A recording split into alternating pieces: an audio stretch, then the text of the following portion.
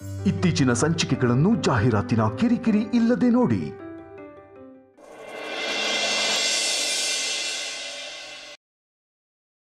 ನನ್ನ ಮೈ ಮೇಲೆ ಬಿಸಿಲು ಚೆಲ್ಬಿಟ್ಲು.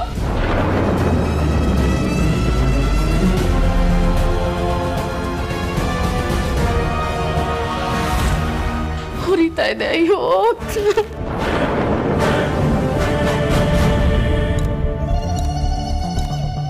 ವೇದಾಂತ್, ಇದೇ ಫಸ್ಟ್ ಟೈಮ್ ಅಲ್ಲಪ್ಪ, ಈ ತರ ತುಂಬಾ ಸತಿ ಮಾಡಿದಾಳೆ.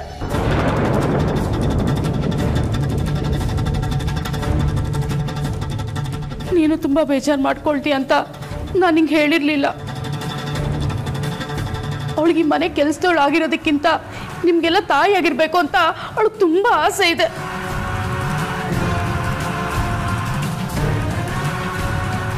ಅದಕ್ಕೆ ನಿಮ್ನೆಲ್ಲ ಮೆಚ್ಚಿಸ್ಬೇಕು, ನಿಮ್ ದೃಷ್ಟಿಲಿ ಒಳ್ಳೆಯವಳಾಗಬೇಕು ಅಂತ ಈ ತರ ಎಲ್ಲ ಮಾಡ್ತಾ ಇದ್ದಾಳೆ.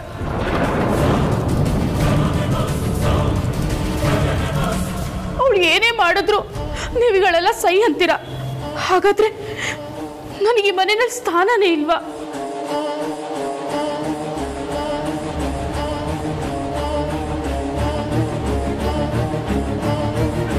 ನಾನು ಅವಳಿಗಿಂತ ಕಡೆನ ವೇದಾಂತ್?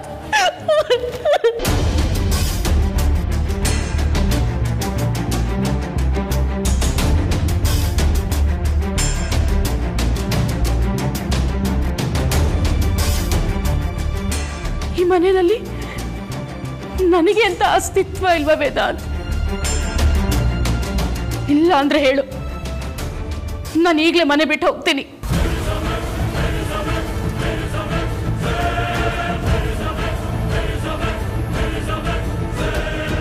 ತಾಯಿಗೊಂದು ಬೆಲೆನೇ ಇಲ್ವಾ?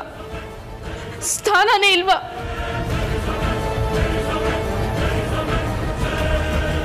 ಒಂದು ಮಾತು ನೆನ್ಪಿಟ್ಕೋ ವೇದಾಂತ್, ಅವಳಿ ಮನೆ ಕೆಲ್ಸದೋಳು, ನಿಮ್ಮ ತಾಯಿ ಅಲ್ಲ.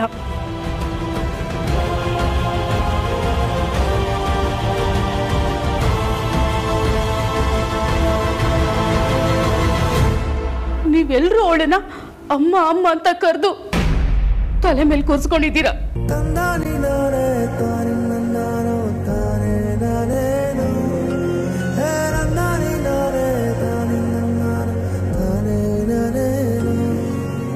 ಅದಕ್ಕೆ ಇವಳು ಇಷ್ಟೊಂದು ಹೆಚ್ಚಿಕೊಂಡಿರೋದು, ನನಗೆ ಮರ್ಯಾದೆ ಕೊಡದೆ ಮಾತಾಡ್ತಾ ಇರೋದು.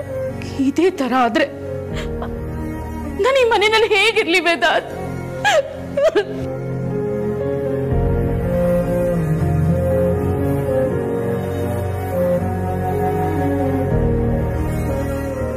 ವೇದಾಂತ್, ನಿನಗೆ ಅವಳು ಬೇಕಾ ಇಲ್ಲ ನಿನ್ ತಾಯಿ ಬೇಕಾ? ಯೋಚನೆ ಮಾಡಿ.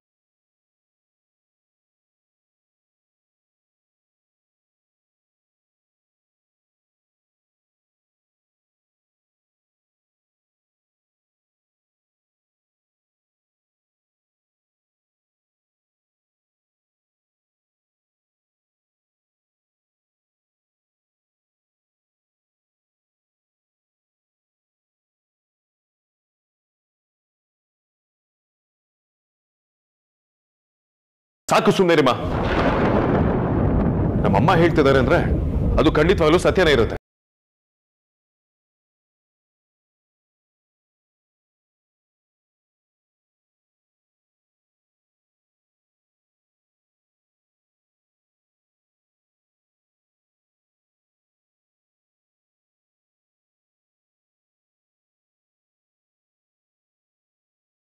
ನೀವು ಒಂದು ಕೆಲಸ ಮಾಡಿ, ನೀವೇನು ಮುಂದೆ ಮನೇಲಿ ಇರಬೇಡಿ.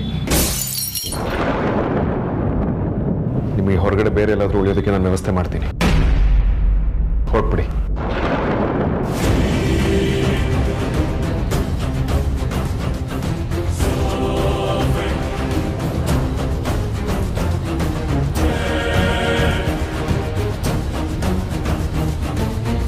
ಇಲ್ಲಪ್ಪ, ನಾನು ಆ ಥರ ಇವ್ರಿಗೇನು ಮಾಡಿಲ್ಲ.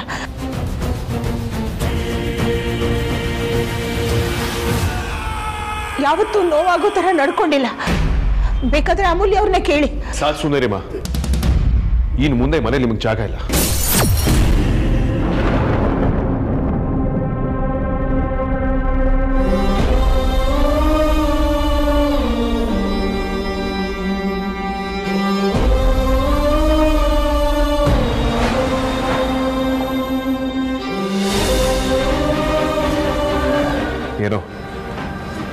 ನಿಮ್ಮವರು ಅಂತ ಯಾರೂ ಇಲ್ಲ, ನಿಮ್ಮನ್ನು ಯಾರು ನೋಡ್ಕೊಳ್ಳೋದಕ್ಕಾಗಲ್ಲ ಅಂತ ಮನೇಲಿ ಕರ್ಕೊಂಬಂದು ಇಟ್ಕೊಂಡ್ರೆ ನಮ್ಮಲ್ಲಿ ಡಿಫ್ರೆನ್ಸಸ್ನ ಕ್ರಿಯೇಟ್ ಮಾಡ್ತಾ ಇದ್ದೀರಾ.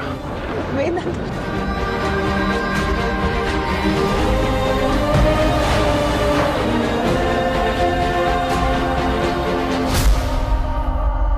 ಹಾಗಂತ ನಿಮ್ಮನ್ನ ಸುಮ್ಮನೆ ಕಳ್ಸೋದಕ್ಕೂ ನನ್ನ ಮನಸ್ಸು ಒಪ್ತಿಲ್ಲ. ಇಷ್ಟು ದಿನ ನಮ್ಗೆ ಸೇವೆ ಮಾಡಿದ್ದೀರಾ, ನಿಮ್ಗೆ ಉಳ್ಕೊಳ್ಳೋದಕ್ಕೆ ಬೇರೆ ವ್ಯವಸ್ಥೆ ಮಾಡಿಕೊಡ್ತೀನಿ. ಹೋಗಿ ನಿಮ್ಮ ಲಗೇಜ್ ತಗೊಂಡು ಬನ್ನಿ.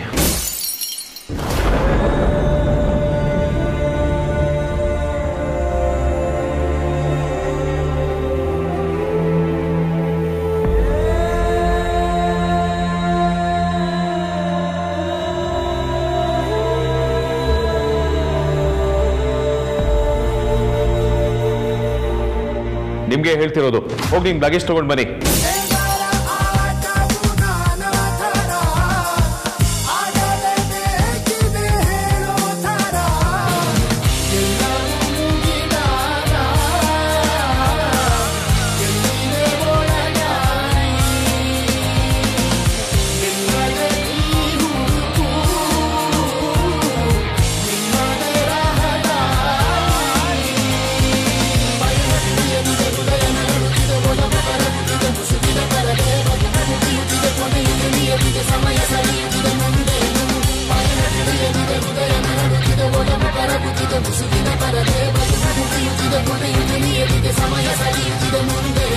ನಿಮಗೆ ಹೇಳ್ತಿರೋದು, ಹೋಗಿ ಲಗೇಜ್ ತಗೊಂಡು ಬನ್ನಿ.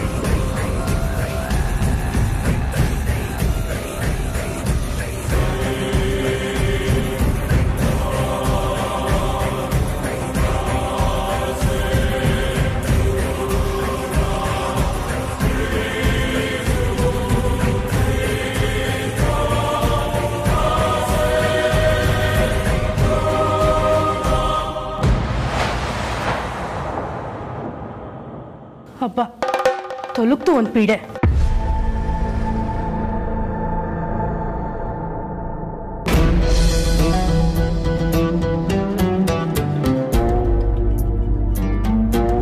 ಬಸಿದೆ ರಕ್ತವ ಬೆವರಿನಂತೆ, ಕಂದನ ಕಣ್ಣಿಗೆ ಕಾಣದಂತೆ, ಹಗಲು ಇರುಳು ಎರಡು ಮರೆತೆ, ನೆರಳಿನಂತೆ ಜೊತೆಗೆ ನಿಂತೆ.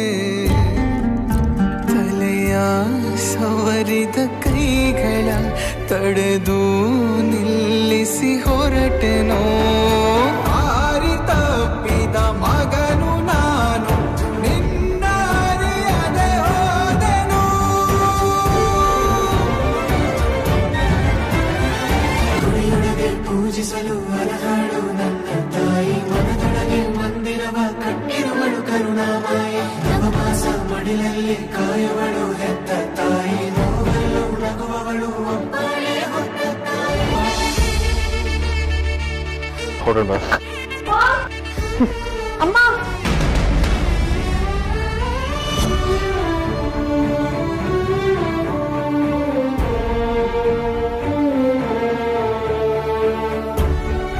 ಅಮ್ಮ ಎಲ್ಗೆ ಹೋಗ್ತಾ ಇದ್ದೀರಾ?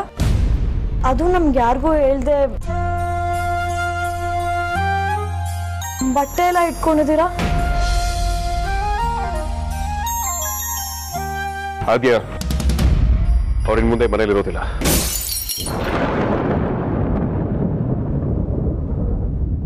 ಆಫೀಸಲ್ಲೇ ಇರ್ತಾರೆ. ಏನನ್ನ ಹೇಳ್ತಾ ಇದೀಯಾ? ಅಮ್ಮ ಯಾಕೆ ಆಫೀಸಲ್ಲಿ ಇರ್ಬೇಕು? ವೈಜಯಂತಿ ಅಮ್ಮ ಇಲ್ಲೇ ಇರ್ತಾರೆ ಅಷ್ಟೇ, ಮುಗೀತು ಅಲ್ವಾ ಅಮ್ಮ?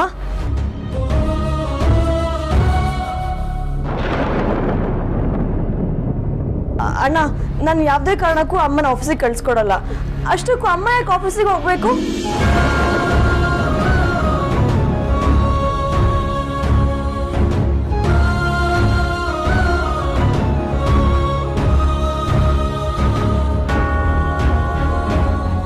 ಅಣ್ಣ ಮಾತಾಡು. ಅವ್ರು ಇಲ್ಲಿದ್ರೆ ನಿಂಗೇನು ಪ್ರಾಬ್ಲಮ್ಮು? ಅವ್ರ ಮನೇಲಿ ಇರೋದು ನನಗೆ ಇಷ್ಟ ಇಲ್ಲ. ಅದಕ್ಕೆ ಆಫೀಸಲ್ಲಿ ಇರ್ಲಿ ಅಂತ ಹೇಳ್ತಿರೋದು. ಸುಮ್ಮನೆ ವಾದ ಮಾಡಬೇಡ. Just get inside.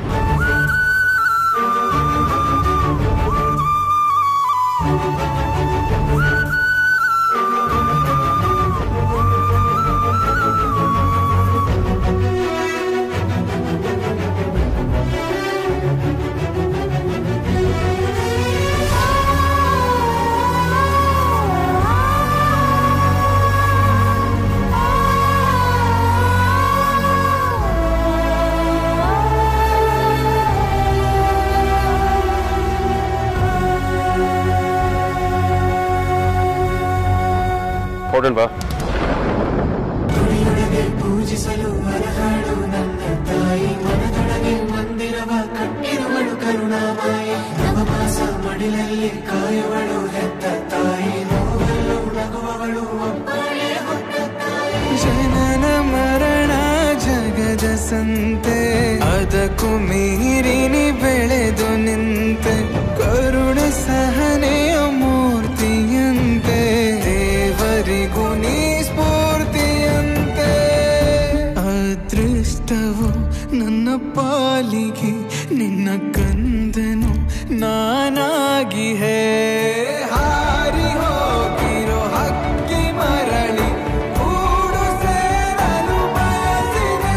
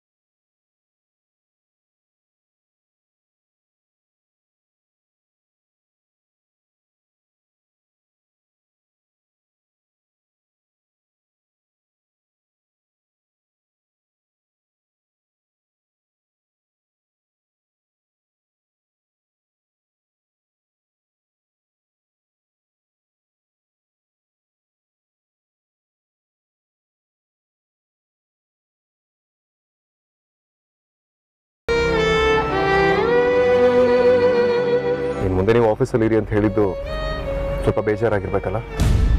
ಬೇಜಾರೇನೂ ಇಲ್ಲಪ್ಪ. ಎಷ್ಟೇ ಆಗಲಿ ನಾನು ನಿಮ್ಮನೆ ಕೆಲಸದವಳಲ್ವಾ. ನೀವು ಹೇಳೋ ಕೆಲಸನ ನಾನು ಚಾಚು ತಪ್ಪದೆ ಮಾಡಬೇಕು.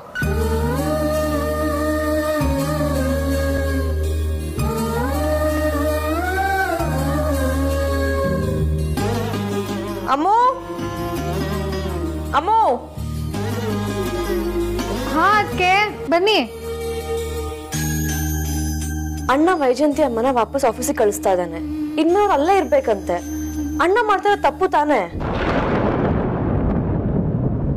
ಅಣ್ಣ ಅವ್ರಿಗೆ ಮಾಡ್ತಾ ಇರೋದು ಅನ್ಯಾಯ ತಾನೆ? ಏನದಕ್ಕೆ ನೀವು ನಿಮ್ಮ ಅಣ್ಣನ ಬಗ್ಗೆ ಇಷ್ಟನ ತಿಳ್ಕೊಂಡಿರೋದು? ನೀವು ಅವನೇನೇ ಮಾಡಿದ್ರು ಅದಕ್ಕೊಂದು ಕಾರಣ ಇರುತ್ತೆ. ಕಾರಣ ಇಲ್ಲದೆ ಅವನೇನು ಮಾಡಲ್ಲ. ಅಂದ್ರೆ ನಿಮ್ ಪ್ರಕಾರ ಅವ್ರು ಮಾಡಿದ್ ಸರಿನಾ? ಹಾ ಅದಕ್ಕೆ ಅವ್ನು ಮಾಡ್ತಿರೋದು ಸರಿಯಾಗೇ ಇದೆ. ಮೇಲಾಗಿ ಅದರಲ್ಲೊಂದು ಒಳ್ಳೆ ಉದ್ದೇಶ ಇದೆ.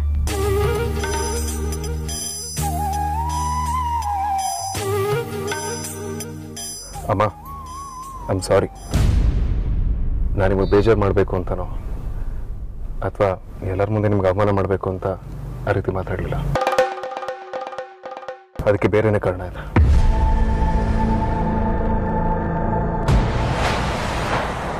ನೀವು ನನ್ನ ಸ್ವಂತ ತಾಯಿ ಇದ್ದಾಗಮ್ಮ ನಾನು ಯಾವತ್ತೂ ನಿಮ್ಮನ್ನ ಮನೆಯಿಂದ ಹೊರಗಡೆ ಹೋಗಿ ಅಂತೆಲ್ಲ ಮಾತಾಡೋದೇ ಇಲ್ಲ.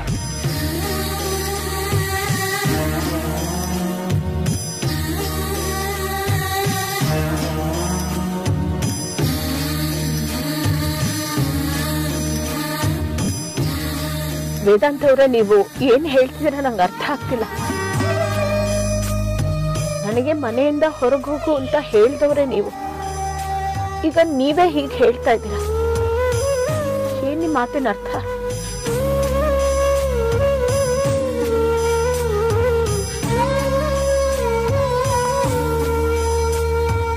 ಮತ್ತ್ಯಾಕೆ ಅಣ್ಣ ಈ ತರ ಮಾಡ್ತಾ ಇದ್ದಾನೆ? ಅವನ ಉದ್ದೇಶ ಆದ್ರೂ ಏನು? ನಾರ್ಮಲ್ ಆಗಿ ಇದ್ದಿದ್ದ ವ್ಯಕ್ತಿ ಸಡನ್ ಆಗಿ ಈ ಥರ ಆಡಿದಾಗ ಯಾಕೆ ಈ ಥರ ಮಾಡ್ತಿದ್ದಾನೆ ಅಂತ ಪ್ರಶ್ನೆ ಹುಡ್ಕೊಳ್ಳೋದು ಸಹಜ. ನೀವು ಒಂದಿನ ತಾಳ್ಮೆಯಿಂದ ವೇಟ್ ಮಾಡಿ, ನಿಮ್ಮೆಲ್ಲ ಪ್ರಶ್ನೆಗೂ ಆನ್ಸರ್ ಸಿಗುತ್ತೆ. ಈ ಪ್ರಶ್ನೆಗೆ ಖಂಡಿತವಾಗ್ಲೂ ಉತ್ತರ ಇದೆ ಅಮ್ಮ. ಆದ್ರೆ ಅದನ್ನ ನೀವು ಹೇಗೆ ರಿಸೀವ್ ಮಾಡ್ತೀರಾ ಅಂತ ನನ್ಗೆ ಗೊತ್ತಿಲ್ಲ. ನಮ್ಮಮ್ಮ ಅಂತ ಹೇಳ್ಕೊಂಡು ಯಾರ ಆಶ್ರಮದಿಂದ ಬಂದಿದ್ದಾರೋ ಅವ್ರ ನಮ್ಮಮ್ಮನೇ ಅಲ್ಲ. ಬೆಳೆದ ಮರವಾಗಿ ನಿಂತಲ್ಲೇ ತಲೆವಾಗಿ ಈ ಭೂಮಿ ನೀಟಿ ಸ್ವರ್ಗವನ್ನೇ ಮತ್ತೆ ಚಿಗುರಿಸಿದೆ. ಹಕ್ಕಿಗೆ ಮಾನಾಗಿ ಹಾರಲು ಬಲವಾಗಿ ಮಡಿಲಲ್ಲೇ ಆಗಸ ತೋರಿತು ನಿನ್ನ ಮಮತೆಯ ಬಲವಾಗಿ. ಆ ಹೆಂಗಸು ನನ್ನ ತಾಯಿ ಅಂತ ಸುಳ್ಳು ಹೇಳ್ಕೊಂಡು ಬಂದಿದ್ದಾರೆ. ನಮ್ಮೆಲ್ಲರ ಎಮೋಷನ್ಸ್ ಜೊತೆ ಆಟ ಆಡಿದ್ದಾರೆ, ಮೋಸ ಮಾಡಿದ್ದಾರೆ.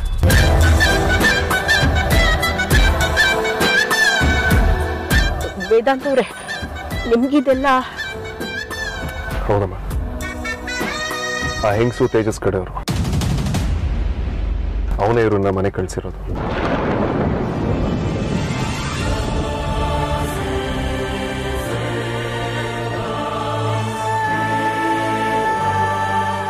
ಅಮ್ಮ, ನೀವು ಮನಸ್ಸಲ್ಲಿ ಏನು ಯೋಚನೆ ಮಾಡ್ತಿದ್ದೀರೋ ನನಗೆ ಗೊತ್ತು. ಆ ಹೆಂಗಸು ಮನೆಗೆ ಸುಳ್ಳು ಹೇಳ್ಕೊಂಡು ಬಂದಿರೋದಕ್ಕೂ ನಾನು ನಿಮ್ಮನ್ನ ಮನೆಯಿಂದ ಹೊರಗಡೆ ಹೋಗಿ ಆಫೀಸಲ್ಲಿ ಇರಿ ಅಂತ ಹೇಳ್ತಿರೋದಕ್ಕೂ ಏನು ಕನೆಕ್ಷನ್ ಅಂತ ತಾನೆ? ಖಂಡಿತವಾಗ್ಲೂ ಕನೆಕ್ಷನ್ ಇದೆಯಪ್ಪ. ನಮ್ಮ ಮನೆಗೆ ನನ್ನ ತಾಯಿ ಅಂತ ಹೇಳ್ಕೊಂಡ್ ಬಂದಿರೋ ಹೆಂಗಸು ಆಕೆ ಯಾರು, ಅವ್ರ ಇಂಟೆನ್ಷನ್ ಏನು, ಅವ್ರ ಹಿಂದೆ ಯಾರ್ಯಾರಿದ್ದಾರೆ, ಇದನ್ನೆಲ್ಲ ಕಂಡು ಹಿಡಿದು ಸಾಕ್ಷಿ ಸಮೇತ ಅವ್ರನ್ನ ಪೊಲೀಸ್ ಅವ್ರಿಗೆ ಹಿಡ್ಕೊಡ್ಬೇಕು. ಅಲ್ಲಿವರೆಗೂ ನೀವು ಮನೇಲಿರೋದು ಸೇಫ್ ಅಲ್ಲ, ಹೊರಗಡೆ ಇರೋದೇ ಬೆಟರ್. ನೀವು ಮೊದಲೇ ಸಾಕಷ್ಟು ಎಮೋಷನಲ್ ಟ್ರಾಮಾನ ಅನುಭವಿಸಿದ್ದೀರ.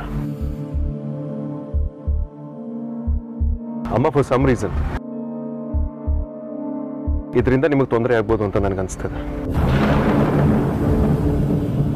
ಅದಕ್ಕೆ ಇದೆಲ್ಲ ಸಾರ್ಟ್ ಔಟ್ ಆಗೋವರೆಗೂ ನೀವು ಮನೆಯಿಂದ ಹೊರಗಿರೋದೇ ಬೆಟರ್.